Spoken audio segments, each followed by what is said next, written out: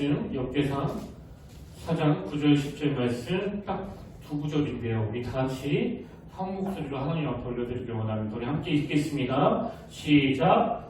야베스는 그의 형제보다 귀중한지라 그의 어머니가 이름하여 이르되 야베스라 하였으니 이는 내가 수고를 낳았다 함이었더라. 야베스가 이스라엘 하나님께 아뢰어 이르되 주께서 내게 복을 주시려거든 나의 지역을 넓히시고 주의 손으로 나를 도우사 나로 혼란에 벗어나 내게 근심이 없게 하옵소서 하였더니 하나님이 그가 구하는 것을 허락하셨구나. 아멘. 할렐루야. 반갑습니다. 우리 함께 인사 나누기 원합니다. 참여하셨습니다. 주님의 이름으로 축복합니다. 오늘도 주님께서 얘기하신 그 놀라우신 은혜들로 여러분 10년 가운데 채워주실 줄 믿습니다. 저는 한 교회를 담임하는 목회자로서 제 스스로 중심을 잡기 위해서 여러 성경 구절들을 또 성경에 나오는 여러 인물들을 마음에 담고 있는데요. 그 중에 한 분이 그 구약의 에녹이라는 인물입니다. 여러분도 아시지만 이 에녹이라는 인물은 엘리야와 더불어서 하나님께서 죽음을 보지 않고 데려가신 만큼 특별한 배려를 받았던 인물 아닙니까? 그런데 성경에 보면 엘리야에 대해서는 그가 얼마나 대단하고 놀라운 일을 행했는지 또 하나님 나라와 자기 민족을 위해서 어떤 능력으로 그 사명을 감당했는지 이런 것들이 자세히 기록되어 있는데요. 여기에 반해서 또 다른 한 명인 에녹에 대해서는 그렇다 할 기록이 없습니다. 기록되어 있는 거라고는 창세기 5장 21절부터 보십시오. 에녹은 65세에 무드셀라를 낳았고 무드셀라를 낳은 후 300년을 하나님과 동행하며 자녀들을 낳았으며 그는 365세를 살았더라. 이게 에녹에 대한 기록 전부거든요. 그 엄청난 세월을 살았는데 기록에 남은 건 낳았고 낳았으며 살았더라. 이게 그 엘리야와 너무나 대조적인 거 아닙니까? 그래서 엄청난 업적을 남긴 엘리야에 비해서 이 에녹의 인생은 너무나 초라한 그 성적표처럼 보여지는데요. 근데 여러분, 제가 이 에녹에 대한 기록에서 주목하는 포인트가 뭐냐 하니까 초점을 달리해서 다시 한번 보십시오. 창세기 5장 21절. 에녹은 65세에 무드셀라를 낳았고 무드셀라를 낳은 후 300년을 하나님과 동행하며 자녀들을 낳았으며 에녹은 자녀들을 낳으며 일상생활을 영위했는데 그냥 자녀만 낳은 게 아니라 하나님과 동행했다는 거예요. 그리고 이 위력이 얼마나 큰지 그 다음 24절 에녹이 하나님과 동행하더니 하나님이 그를 데려가심으로 세상에 있지 아니하였더라. 제가 이번에 세상 깨달은 게 뭐냐 하면은요, 엘리야와 관련된 그 엄청난 기적과 역사가 에녹이 남긴 이 한마디 하나님과 동행하였으며 이 무게감과 서로 같더라는 거예요. 그래서 제가 왜 목사로서 중심을 잡기 원할 때, 그 균형을 잡기 원할 때 이 에녹을 떠올리느냐? 모든 목사님들이 다 원하듯이 저도 엘리야처럼 하나님 앞에 한번 크게 쓰임받고 싶고 저도 엘리야처럼 한번 말씀을 전하면 거기에 놀라운 역사가 나타나는 그런 종이를 되기를 원하지만 또 다른 한편으로는 제가 목회를 해보니까요, 이런 거룩한 열망이 하나님 앞에 선한 마음이긴 한데 이 마음 안에는 항상 그 불순물이 끼어있더라는 겁니다. 그래서 제 마음 안에는 한 주 내내 열심히 기도로 말씀을 준비하면서 모든 성도님들이 이 말씀으로 은혜 받기를 원하는 그 거룩한 열망이 있는 것도 사실이지만 그러나 거기에 항상 따라오는 불순물이 뭐예요? 설교 잘한다는 소리 듣기를 원하고 또 칭찬 듣고 인정받고 싶어하는 이 불순물도 같이 들어오더라는 겁니다. 그렇기 때문에 제 안에 이 엘리야와 같은 위대한 종이 되게 해달라는 그 기도가 있다면 제 목회가 균형을 잃지 않기 위해서 저는 항상 이 에녹을 생각하면서 하나님, 제가 비록 말씀의 능력이 없다 할지라도 제 목회에 그 엘리야에게 있었던 그 기적이 나타나지 않는다고 할지라도 아버지 내 삶이 그 에녹처럼 하나님 앞에 그가 하나님과 동행하였더라 이 한마디를 놓치지 않는 그런 목회자가 되기를 원합니다. 이 기도도 같이 드려야 된다는 거예요. 그런 의미에서 저는 예전에도 한번 나누었던 이 야베스라는 인물을 이번 여름 동안에 다시 꺼내서 참 많이 묵상했는데요. 사실 이 야베스는 뭐 인간적으로 보면, 세상적으로 보면 뭐 별로 그 매력이 없는 사람이거든요. 이 에돔과 마찬가지로 성경에 기록된 업적도 없고요. 무엇보다도 그는 태어날 때부터 어떤 결핍을 가지고 태어난 사람입니다. 그래서 오늘 본문에 보면 그에 대한 기록이 이렇습니다. 역대상 4장 9절. 야베스는 그의 형제보다 귀중한 자라. 그의 어머니가 이름하여 이르되 야베스라 하였으니 이는 내가 수고를 낳았다 함이었더라. 여기 나오는 야베스라는 이름 자체가 수고, 고생, 고통 이런 뜻을 가진 이름이거든요. 그래서 세부적으로 보니까 그의 어머니는 고통을 겪으면서 낳은 아들이라고 하여 그의 이름을 야베스라고 불렀다. 이 야베스라는 이름과 관련해서 특이한 게 두 가지 있는데요. 하나는 말씀드렸다시피 이 특이하게도 엄마가 자식을 낳으면서 이름을 고통이라고 지었다는 거고요. 그리고 또 하나의 특이한 건 뭐 성경을 보면 아주 예외적인 그 몇 번 빼고는 대부분 그 아이 이름을 아버지가 짓는데 야베스는 엄마가 지은 이름이에요. 그래서 많은 학자들이 이 야베스에 대해서 분석하기를 아마도 야베스는 그 유복자였을 것이다. 뭐 무슨 사연인지 몰라도 이 야베스가 태어났을 때 아버지가 없었을 것이다. 그래서 엄마가 이름을 지었을 것이다. 그렇게 분석하기도 하고요. 또 그런가 하면 어떤 학자는 이 야베스가 태어나는 과정에서 아기와 산모 모두가 다 그 죽음에부터 그 죽을 고비를 넘기면서 이 아이가 태어났을 것이다. 그렇게 분석하기도 하는데요. 뭐 어느 분석이 옳은지는 하나님은 아시겠죠. 근데 한 가지 확실한 건 뭐예요? 야베스라는 사람은 태어날 때부터 어떤 결핍과 어떤 고통으로 그 인생 시작이 순탄하지 못했다는 거예요. 여러분 사실 누가 이런 인생을 잡고 싶어 하겠냐고요.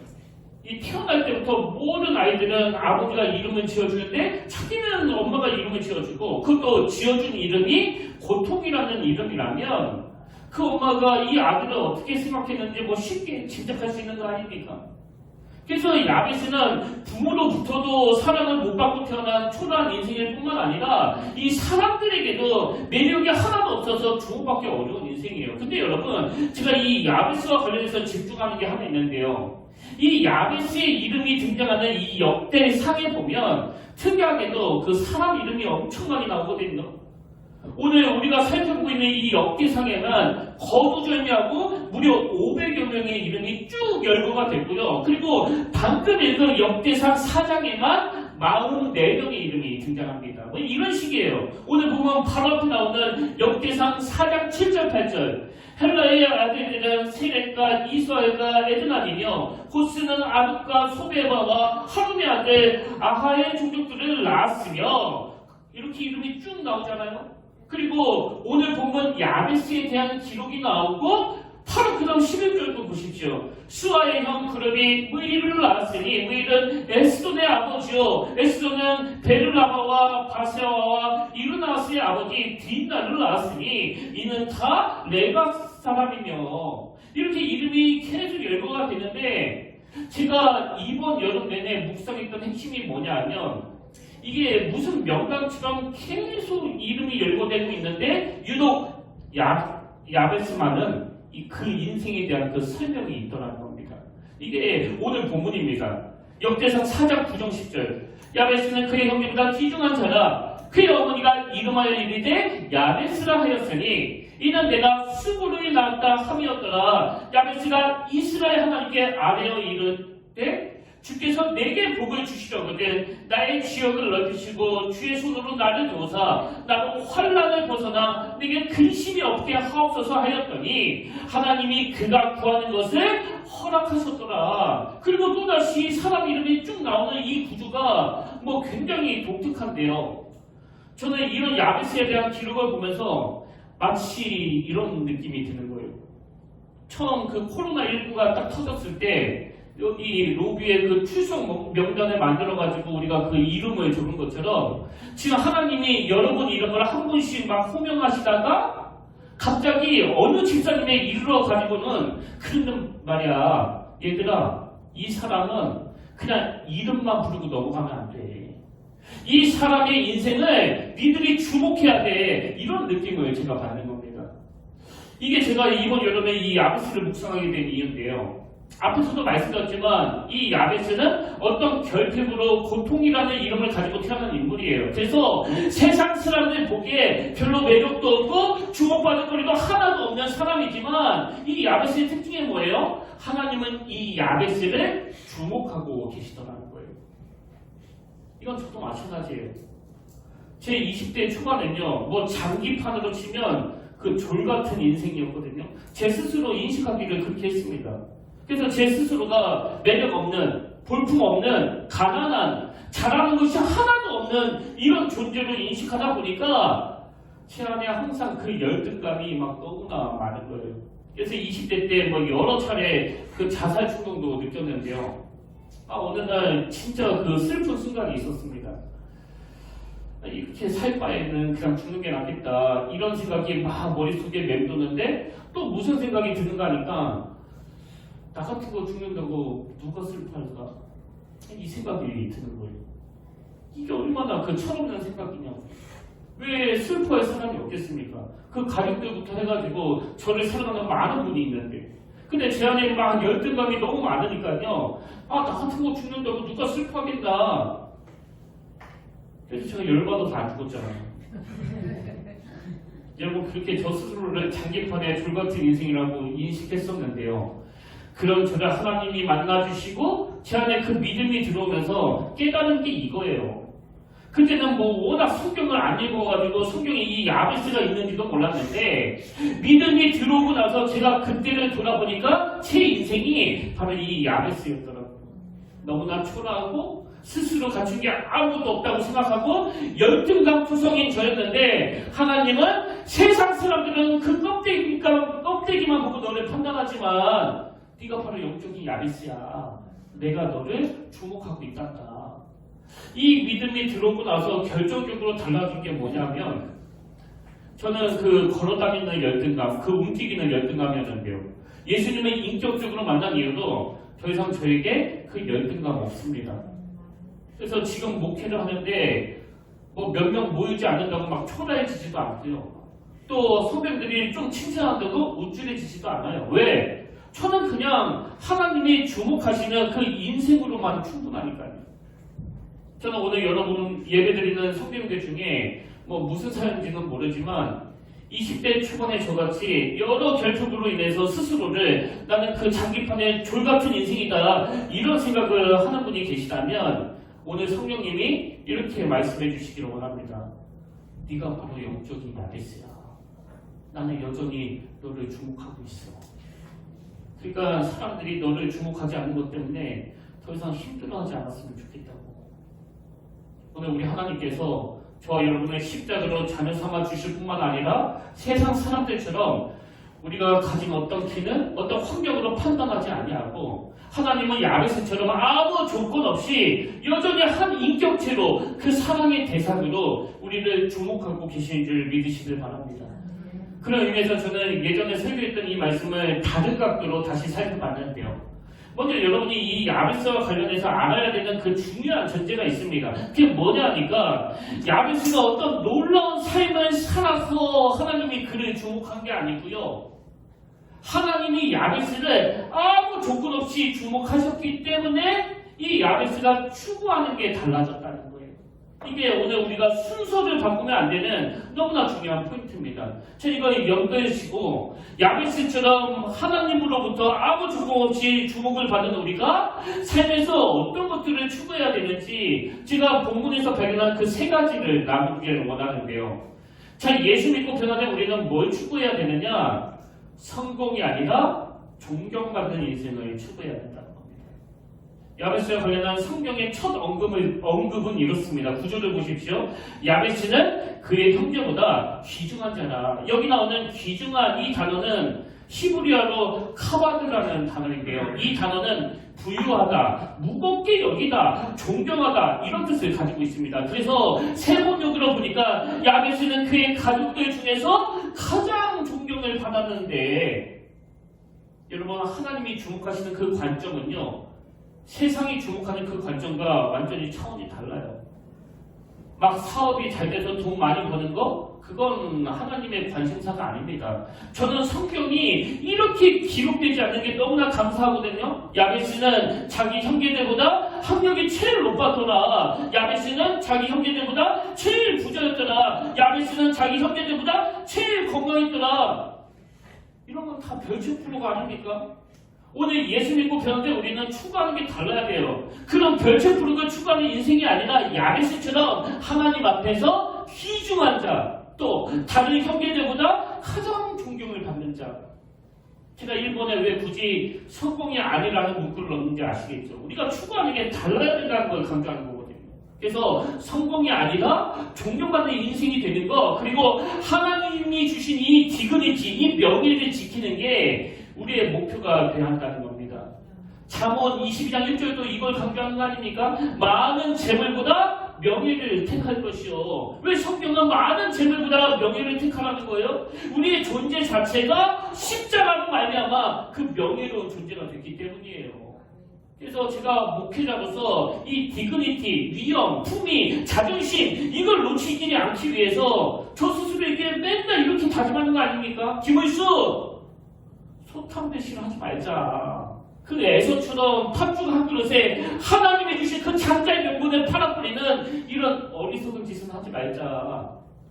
얼마 전에도 말씀드렸지만 어느 목사님이 제 목회에 대해서 제 아내가 그리고 아직 있지도 않은 제 자식이 불쌍하다는 이야기를 들을 때도 하나님 앞에서 드렸던 기도가 이거예요. 하나님, 제가 교회가 얼마나 크냐? 또 건물이 얼마나 비싸냐? 이런 걸로 판단하지 아니하고 보이지 않는 그 무형의 자산, 이 교회를 허락하신 하나님의 마음에 제 초점이 머물기를 원합니다. 그리고 저는 무엇보다도 제 마음 안에 이 말씀이 자리 잡기를 원해요.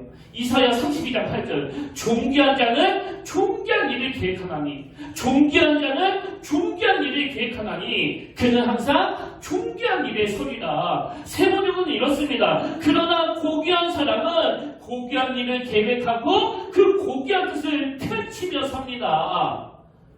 이런 의미에서 여러분, 오늘 우리가 이 세상의 시규 속에 너무 급하게 살아가면서 혹시라도 내가 하나님이 주신 이 명예를 너무 쉽게 엿바꿔버리는 이런 행동을 하고 있지는 않은지 한번 돌아보셔야 돼요. 그리고 다시 하나님이 우리에게 원하시고 바라시는 그 가치관으로 돌아와야 됩니다. 그 가치관이 뭐라고요? 내가 하나님의 자녀라는 이 디그니티, 나는 하나님의 주목을 받는 인생이라는 이 자존심을 지키는 거예요. 그런가 하면 교회도 지켜야 되는 그 자존심이 있지 않습니까? 저는 한국교회를 생각하며 참 가슴 아프게 있는 성경 말씀 중에 하나가 그 초대교회 부흥이 기록되어 있는 사도행전 2장인데요. 자, 초대교회 성도들이 하나님의 자녀라는 이 디그니티로 막 가치관이 바뀌니까 어떤 결과물이 나타나느냐. 사도행전 2장 44절을 보십시오.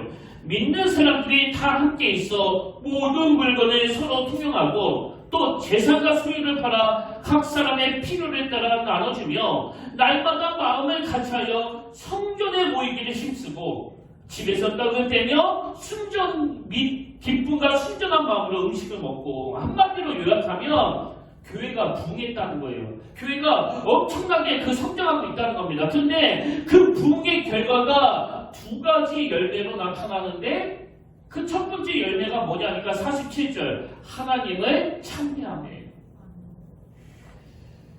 제가 가끔씩 그 다른 교회 가서 말씀을 전하잖아요. 근데 제가 말씀을 전하기 전에 제일 먼저 보게 되는 게 바로 찬양하는 태도예요. 찬양하는 태도. 여러분, 찬양이 뜨거운 교회는요, 거의 모든 분야에서 뭐 남성교회든 여성교회든 예외 없이 부흥하는 교회고요. 반면에 찬양이 식어있는 교회는 거의 모든 분야가 식어있을 확률이 많습니다. 우리 신령도 마찬가지입니다.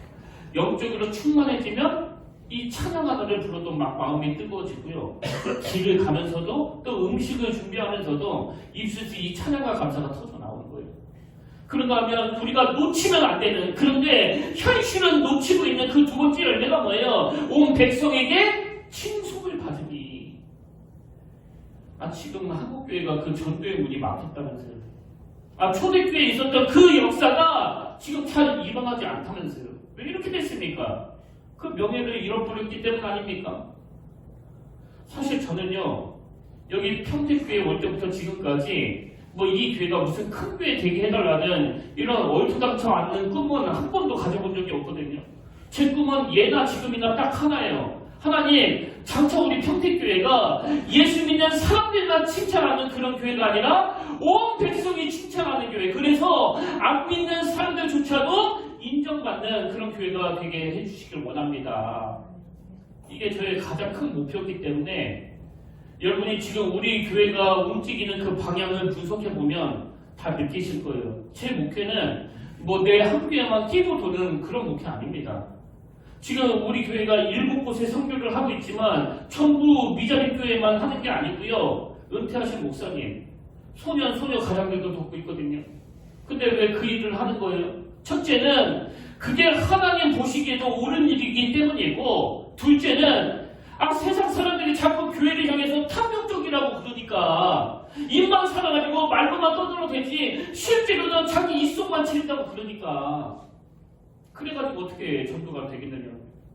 그리고 앞으로도 우리 교회가 조금만 밀어드리면 또 조금만 도와드리면 다시 힘내서 일어날 지체들 세 곳을 찾아서 계속 선교하려고 하는데요. 저는 이 일을 통해서 오늘 예수 믿는 저와 여러분의 이미지가, 그리고 우리 평택교회 이미지가 세상 사람들의 생각을 완전히 그 뒤바꿔 놓는 그 초석이 되기를 원합니다.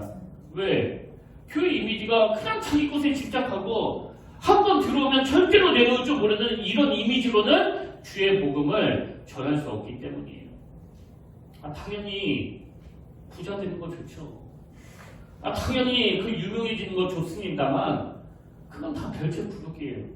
우리가 진짜 소중히 여겨야 되는 건 나는 하나님이 집중하는 사람이라는, 나는 하나님이 주목하는 사람이라는 이 명예를 소중히 여겨야 된다는 거예요. 그래서 저는 초대교회에 일어났던 이 붕의 열매가 우리 평택교회에도 그대로 나타나, 첫째, 영적으로 저와 여러분 내면이 늘 하나님을 찬미하게 되기를 원합니다. 그리고 둘째, 또 온 백성에게 칭송을 받으니 참 이루어질 것 같지 않은 이 꿈을 품고 은혜를 구하면서 달려나가는 믿음의 성도님들 되시길 바랍니다. 근데 여러분, 그럴 때 그 결과 다 아시잖아요. 47절을 다시 보십시오. 하나님을 찬미하며 또 온 백성에게 칭송을 받으니 주께서 구원받는 사람을 날마다 더하게 하시리라. 하나님께서 날마다 하나님을 찬미할 뿐만 아니라 세상에서 존경받고 칭찬받는 우리를 통해서 구원받는 사람들을 날마다 더하게 하실 줄로 믿습니다. 그러고 하면 두 번째로 우리가 추구해야 될 게 하나 더 있는데요.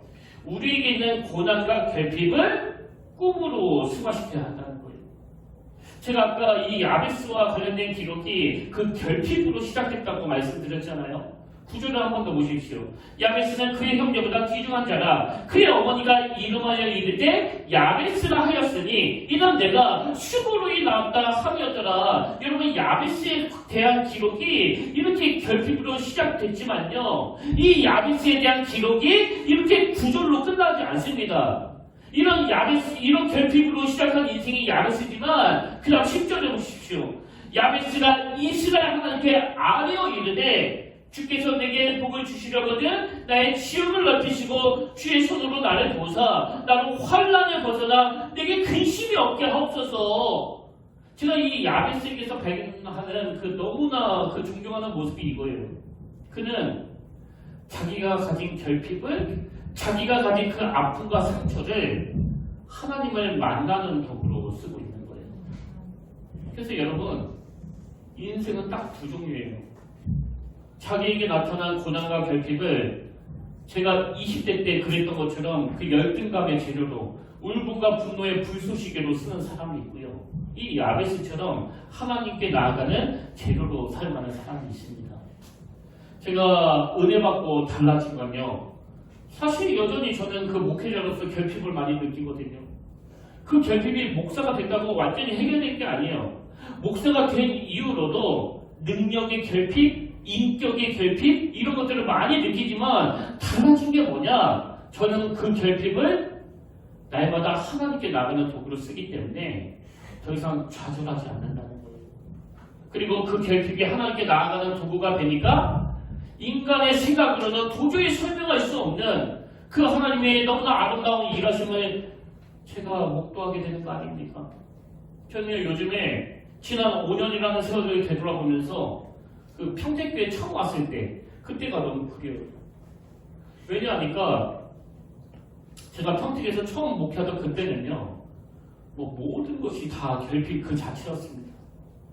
정말 단 1분 1초도 제 머릿속에서 염려와 걱정이 그치지 않을 만큼 그 결핍이 너무 많아가지고 여러 번 말씀드렸지만 여기 본당에 앉아서 참 많이 울었고, 주일날 너무나 은혜롭게 말씀을 선포했는데도 성도님들이 딱 집에 가시고 나면 또다시 그 염려가 밀려 들어오는 거예요.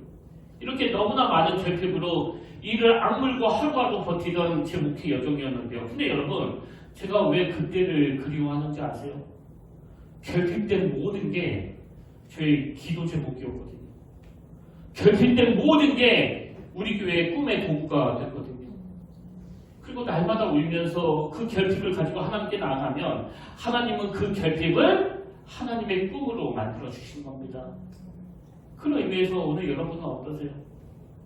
여러분이 가지고 있는 그 결핍을 하나님의 그 꿈의 도구로 쓰임받고 있습니까? 아니면 제가 20대 때 그랬던 것처럼 그 열등감의 재료로 스스로 장기판에 졸로 인식하는 그런 도구로 쓰고 있습니까? 여러분, 이게 무슨 그 뜬구름 잡는 이야기가 아니라는 걸 여러분도 다 아시잖아요. 아니, 어떻게 그 선교를 받던 교회가 성도가 늘지 않았는데 그 선교를 하는 교회가 될 수 있느냐고요. 이게 인간의 생각으로 가능한 일입니까? 뭐 예수 믿는다고 모든 사람들이 다 하나님의 꿈을 품게 되는 게 아니에요. 모든 인생에 있는 이 결핍, 이 연약함, 이게 때때로 우리를 힘들게 하고 눈물 짓게 하고 억장에 무너지는 그 아픔을 가져다 주지만 이 결핍을 하나님께 나아가는 도구로 써야 하나님의 꿈을 품게 된다는 거 꼭 기억하시길 바랍니다. 그래서 우리 모두가 이 두 번째 항목, 그 고난과 결핍을 하나님의 꿈으로 승화시켜야 된다면 저는 세 번째 항목에서 여러분에게 이걸 강조하고 싶은데요. 자, 하나님의 꿈을 품기 위해서 우리가 뭘 추구해야 되느냐? 하나님께 부르짖는 인생이 되어야 한다는 겁니다. 제가 이 두 번째와 세 번째를 묶어서 설명드리기를 원하는데요. 자, 오늘 본문 역대상 4장 10절에 다시 한번 보십시오. 야베스가 이스라엘 하나님께 아뢰어 이르되, 여기 나오는 아뢰다, 이게 히브리어로 카라라는 단어인데요. 이 단어는 어떤 그 다급한 요구와 관련된 그런 표현을 쓸 때 쓰는 단어예요. 그래서 사실 우리 말 성경에 나오는 야베스가 이스라엘 하나님께 아뢰어 이르되, 이 번역은 썩 잘된 번역이라고 할 수 없습니다. 이건 하나님께 아뢰는데 뭐 응답해 주시면 다행이고 뭐 안 해주시면 할 수 없고 이런 뉘앙스가 아니고요. 너무나 절박한 거예요. 너무나 다급한 거예요. 그래서 영어 성경으로 보면 크라이드 아웃이라고 되어 있습니다. 이르되가 아니라, 아뢰어 이르되가 아니라 부르짖어 이르되요. 부르짖어. 이러면서 저는 이번 주 수요일 제 마음이 너무나 뜨거웠는데요. 저녁에 그 성도님들이 저녁에 이 교회에 모여가지고 막 하나님을 막 찬양하고 부르짖는 기도를 드리는데 그 기도 소리에 제 마음이 막 너무나 막 뜨거워지더라고요. 근데 여러분, 중요한 게 뭔지 아세요? 그렇게 성도님들이 한참 동안 기도하시다가 집으로 가시는데 저기 있는 그 전도용품을 가지고 나가시더라고요. 제가 그 모습을 보면서 왜 부르짖고 기도하시다가 그 전도용품을 가지고 가셨지? 이 생각을 해보니까요.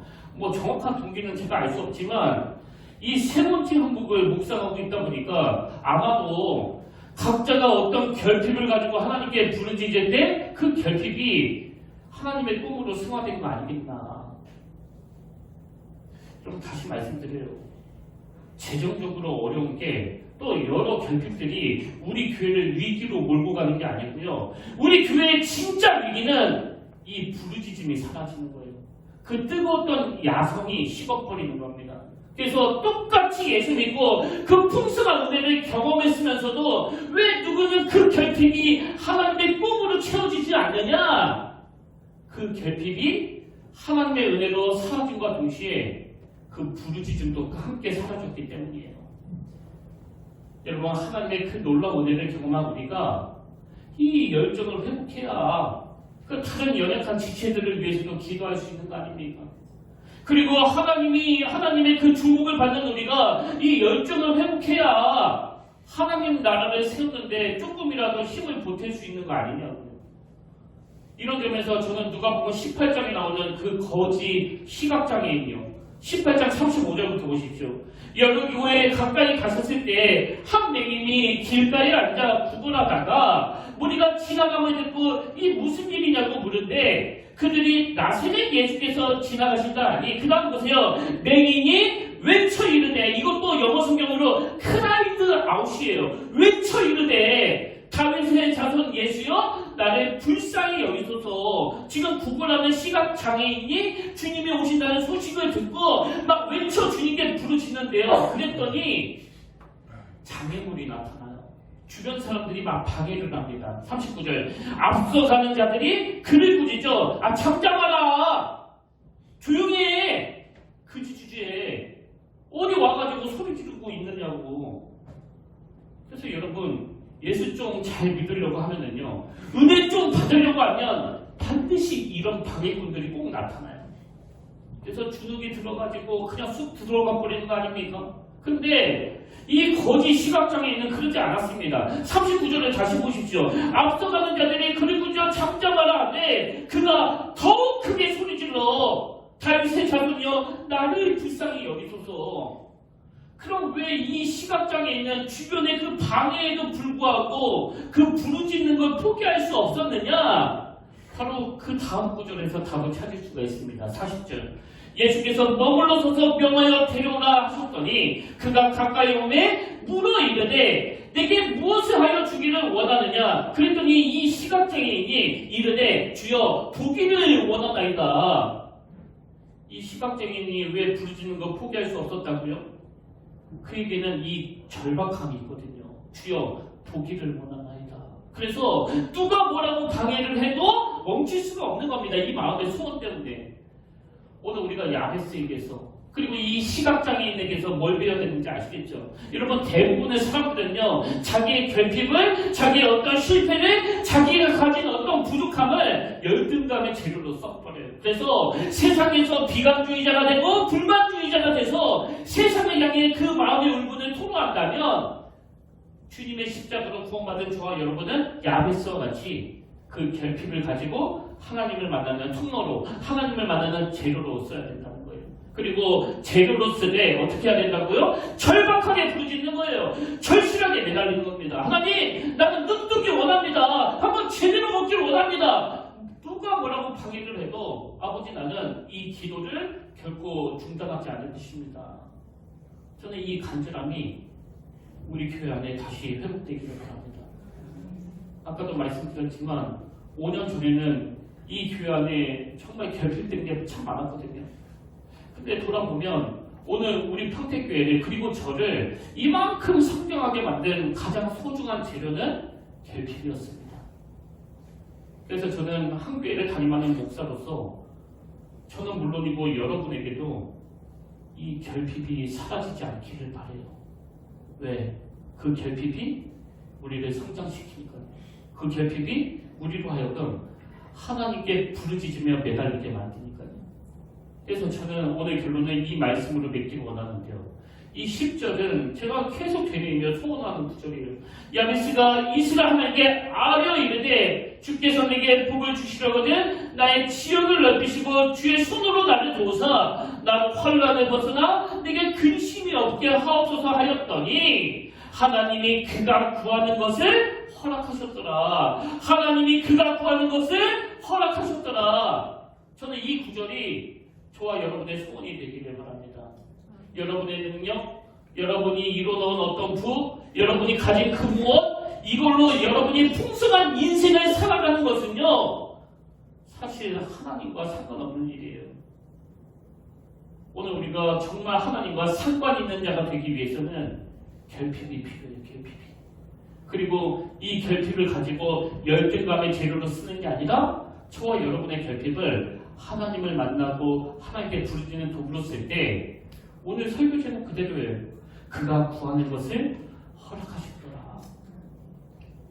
제가 지난주에 어머니와 나눈 대화가 이번 여름 동안 저에게 참 많은 영향을 미쳤다고 말씀을 드렸는데요. 여러분, 사실 저와 여러분에 비하면 만 75세 되신 저희 어머니가 가지고 있는 그 인생의 재료는요, 뭐 그렇게 많지 않습니다.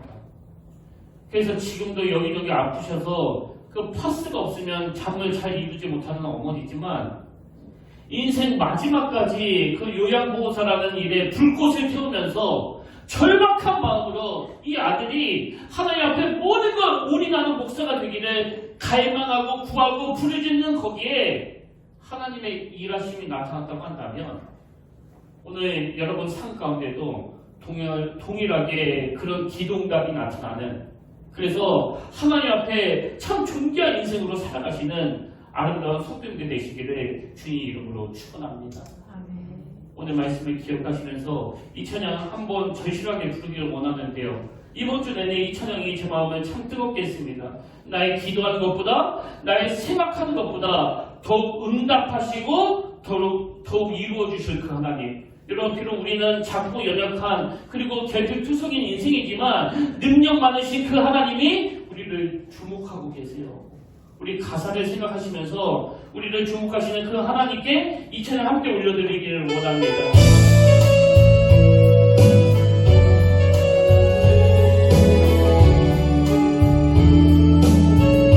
나의 기도하는 것보다, 나의 기도하는 것보다 더 응답하신 하나님,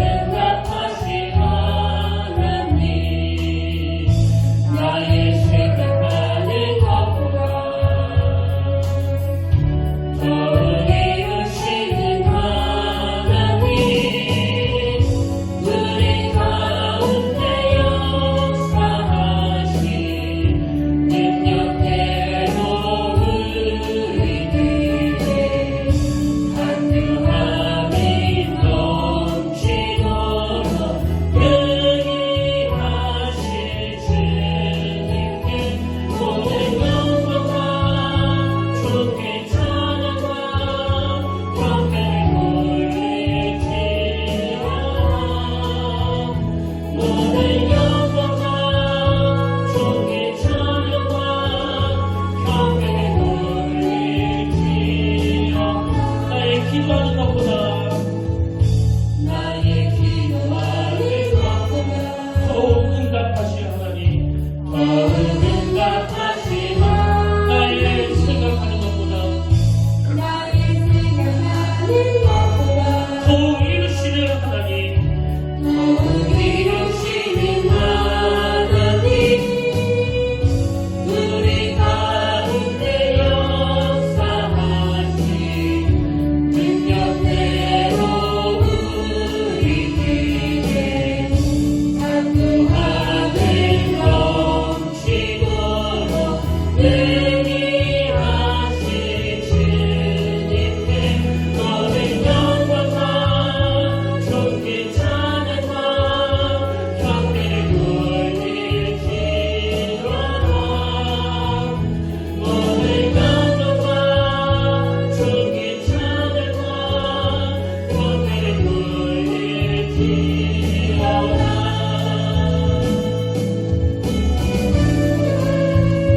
존귀 찬양과 경배를 올리지어다.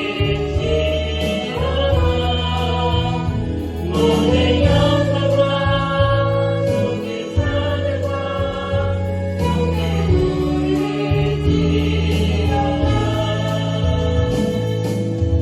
아멘. 하나님 아버지, 사단은 우리를 자꾸 그 초라한 자리로 몰고 갑니다.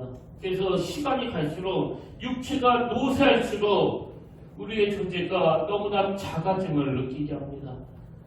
아버지, 젊은 시절부터 그 장기판의 줄과 같이 자기를 인식하게 만들었던 사단에 굴복하며 살았던 저희인데, 십자가를 지신 주님을 만나고 제가 바로 야베스라는 사실을 인식했을 때 더 이상 사람들의 평가가 저에게 중요한 문제가 되지 않았음을, 그리고 하나님이 이런 나를 주목하고 계시다는 사실을 인정했을 때 제 인생에 너무나 놀라운 변화가 일어났음을 오늘 모든 성도님들에게 전하고 간증하기를 원합니다. 하나님 오늘 우리의 결핍을 열등감의 땔감으로 쓰지 않도록 울분의 불쏘시개로 쓰지 않도록 인도하여 주시고 우리의 결핍이 우리의 연약함이 우리의 모자람이 하나님 앞에 나아가 부르짖는 재료가 되게 하여 주시옵소서. 이번 주도 우리 앞에는 여전히 결핍이 많고 그 결핍을 해결하지 못하는 연약함이 있지만 나는 하나님이 주목하는 인생이라는 긍지를 가지고 그 시각장애인처럼 어떤 난관에도 어떤 장애물에도 굴하지 않고 주님 앞에 더 부르짖어 응답을 누리는 믿음의 성도인들 다 되게 하여 주시옵소서. 그래서 뜨거운 마음으로 각자 주신 자리에서 하나님께 주목받는 인생으로 살아가는 이번 주 내내 하나님을 찬미하며 또 온 백성에게 칭송을 받으니 그 초대교회에 나타난 역사가 우리 삶에도 이루어지도록 은혜를 내려 주시옵소서. 그 은혜 자리를 인도하신 주님을 신뢰하며 이 모든 말씀 사랑이 많으신 예수의 이름으로 기도드립니다. 아멘. 이제 우리 다 자리에서 일어나셔서 파송찬양 우리 함께 부르기 원하는데요.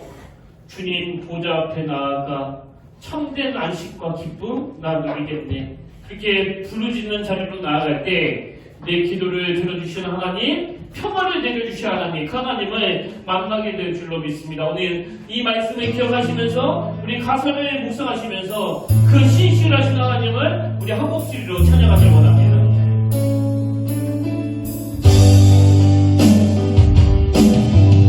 주님 보좌 앞에 나아가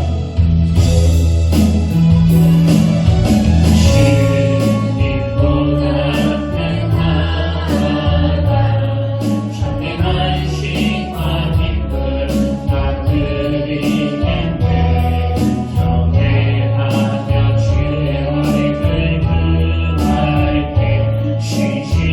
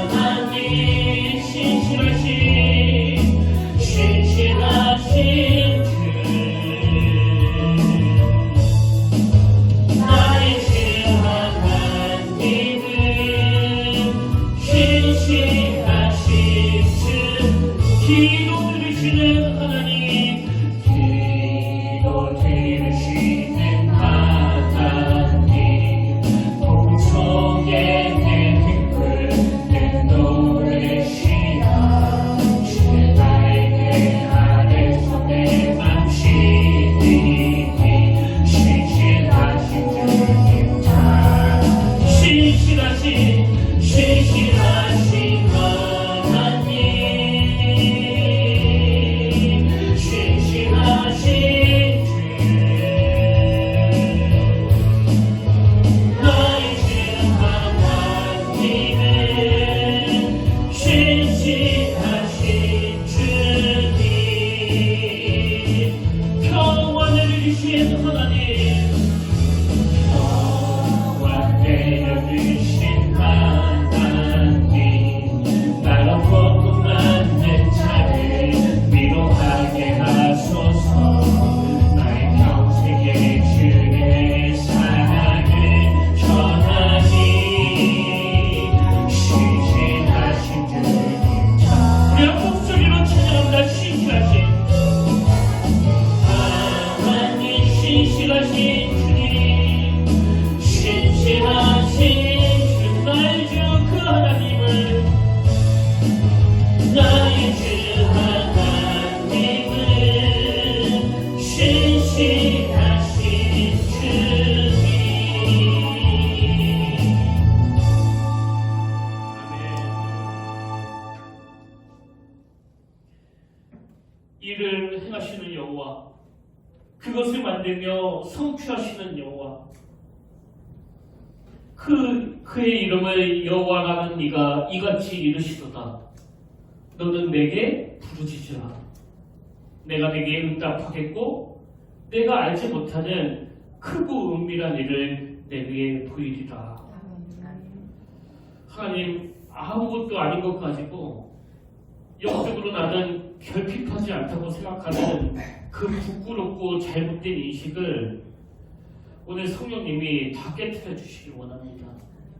하나님, 오늘 나는 참으로 가난한 자였구나. 오늘 나는 영적으로 너무나 결핍이 많은 자였구나. 그 인식을 통하여 우리의 결핍이 주님 앞에 나가는 재료가 되고 도구가 되게 하여 주시옵소서.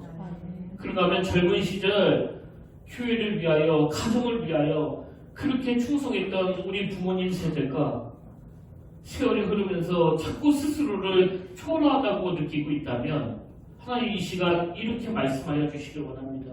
네가 야레스라고, 나는 너를 여전히 주목하고 있느라고. 하나님, 오늘 이 예배를 통해 주님의 그 어루만져 주심을 경험하게 하시고 하나님께서 주목하시는 인생답게 그 결핍을 피워내고 하나님의 꿈으로 채워나가게 하여 주시옵소서. 그래서 시간이 갈수록 초라해지는 게 아니라 세월이 흐르면 흐를수록 하나님이 내게 주신 그 꿈이 많아 오히려 힘차게 소원을 가지고 달려가는 믿음의 성도님들 되도록 인도하여 주시옵소서. 이제는 우리 주 예수 그리스도의 은혜와 하나님 아버지의 다없는 사랑과 성령님의 감동, 감화, 위로, 교통, 충만하심의 역사가 오늘 주신 말씀 마음에 담고 다시 힘어도 달려가기로 다짐하며 예비하는 모든 주의 자녀들 머리 위에 지금부터 영원토록 함께 하시기를 간절히 축원하옵나이다.